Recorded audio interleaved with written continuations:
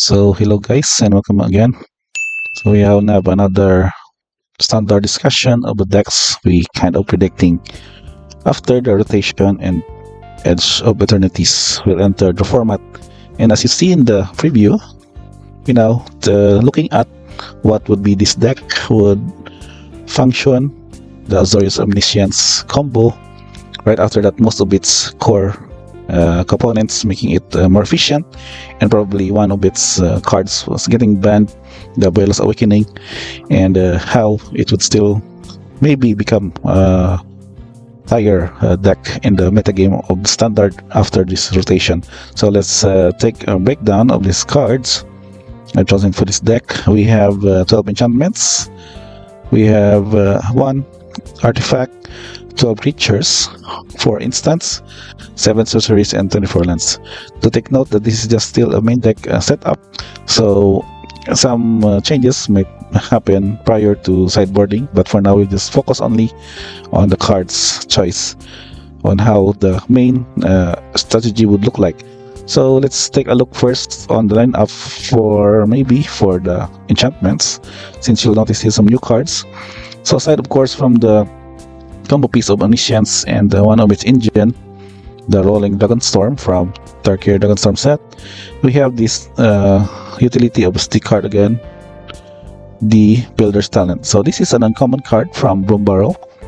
So you'll notice this is just only a talent card to improve, but if you take a look at this level 3 effect, so when this class becomes level 3, return target non-creature, non-land permanent card from a graveyard to battlefield. So this is basically a good way for you to reanimate the Omniscience combo. Prior that, you need to set up this coming from the first turn, or maybe from the second turn of level 1, and then paying 1 white, and later on paying 4 and 1 white to go to the level 3. So it's quite kind of a grindy setup, but still it would deliver the main purpose of having a free Omniscience returned from your graveyard to the battlefield. So this way you can see that this initial effect, it will create a 0/4 white wall creature token with Defender. So basically against most aggro decks, this will in a way protect you from the early damage. And then the second level, whenever one or more non-creature, non-permanent you control enters, put up some counter on that creature control. It might be situational in some case, wherein your only target here would be your copies of Voice of Victory, but important thing is that you just pay 1 for this on your extra turns, and then curve into a level 3 setup with the Omniscience in your yard. So what else do we have to kind of go with these cards? Are your core components here, the Overlords, which we have 3 copies of Overlord of Flood Pits, gets you 2 cards and discard a card for impending 4, and 2 copies of the Overlord of Mistmores, creating also a board advantage by creating these tokens, and also impending by itself. And of course Marang River Regent, which goes also for the 3 cards and discard a card draw with the Coil and Catch, and later on can bounce off 2 other non-permanents in your owner's hand. And the Voice of Victory will basically protect you from any counter spells or instant shenanigans from your opponents. But let me take just a quick discussion as why this kind of setup is considered. Because with the Omniscience in play, you can basically do some shenanigans with the Marang, for example bouncing off your Dragonstorm and casting them again for free. You can basically, if you were able to establish 2 Marangs in the deck or in the battlefield, they can basically bounce off each other, also with the Overlord of Mistmores, casting them and then being bounced by Marang, and later on with card draw, infinite, not differently infinite, but you can basically draw up into library, create this kind of loop with creating these tokens of insect creature flying, bouncing off them with Marang River Regent, the Overlord, and then creating another again for free by free cast, and then look for this card, Evidence Shooter, where basically you can still cast it for trained troops and then cast it for this effect that gets your creatures +1/0 and haste until end of turn. So basically it's maybe not an infinite creation of these tokens, but you can make this loop wherein you can dig into your Evidence Recruiter and then attack for the win with this haste effect. So that's one way for this deck to win. in this kind of setup. Now let's take a look at other card components which make this combo happen. So we have 3 copies of Confounding Leader. This is one way also to dig up your combo piece. We're also putting some of them in your graveyard, and also can counter spell unless your controller plays 4.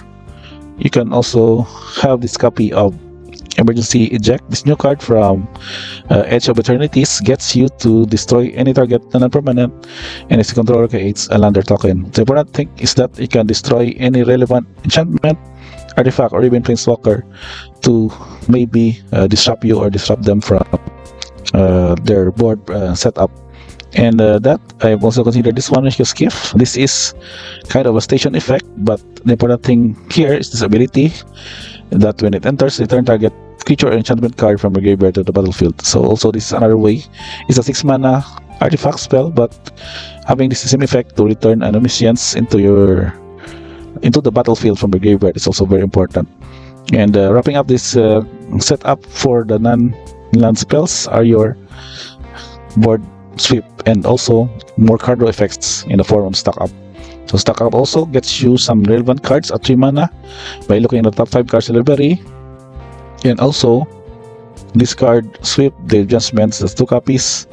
1 copy of Beyond the Quiet, this new card from Edge of Eternities that can exile creatures and spacecraft, and 1 copy of Ultima, which also destroys artifacts and creatures and end of turn. So I considered initially that this would just be the look of this deck. We have lesser kind of board sweep for this kind of setup, but it would still depend on the metagame, wherein we can still do some adjustments on what the metagame after the rotation would fare into, if it's more on the mid-range, if it's more on the aggro, etc. And lastly, let's check on the lands.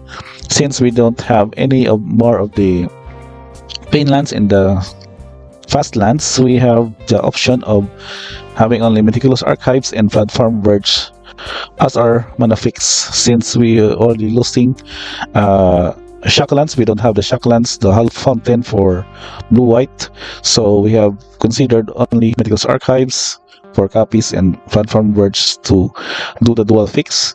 Whereas we also considered Starting Town. This might be like a fast land early on, but can suffer you to pay 1 life if whenever you needed to add 1 mana of any color. But this will still do the way of what the mana fix would be needed in this deck. And also, of course, considering the plains, basic plains and island for this deck, and a copy of Fable Passage for like a fit mana fix for the fetch, and later on Mistress Village for matchups again, wherein you need to have your next spell cast this turn can't be countered. And do take note also that it may come into play top, but we now need that function on the late game for this spell to not have your lands or spells can't be countered. Is also important in the main deck. Let's check on the deck stats. It's mostly blue with 36 and 21, but I think the mana fix would probably be okay with this. Production is pretty much even with this 30% for white and 35% for blue. Average mana value is of course very high with 4.47, but of course early on we just need to not to miss our land drops for this deck, and also establish some card effects with Dragon Storm and also Builder's Talent to protect us from the early damage. And lastly, I think we have some tokens here. We have 5 tokens, particularly the Wall token from the Builder's Talent, Lander's token from the Spot Removal, Knight token from the Immune Distributor, and Insect token from the Flying Overlord Mistmores. And we have also a Warrior token, which this is kind of produced by, let's check on which card, or this is somewhat here from Voice of Victory effect, that it can mobilize creatures. But the important thing of his role is to make sure that you can resolve your reanimation effects or your overlords to have a good board threat, or in the sideboard against control decks, you can have more of your other relevant spells against their matchup. But overall, I think this deck is not primarily maybe slower per se than the usual build before the rotation, but I think this could still be a very potential for the Omniscience combo. Where for me, it's like really not that much of the fan of a combo deck, but having this one in the metagame of standard in the post Edge of Eternities release in the set and rotation would also make the metagame more interesting and more fun, maybe, to have this kind of decks still exist.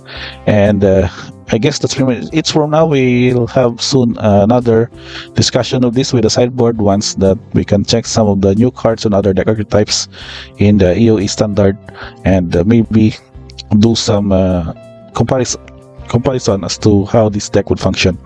So I guess that's pretty much it now, guys. Thank you for checking this one. We have again the MTG Edge of Eternities post rotation Azorius Omniscience deck. Don't forget to like, subscribe, and see you guys on the next video.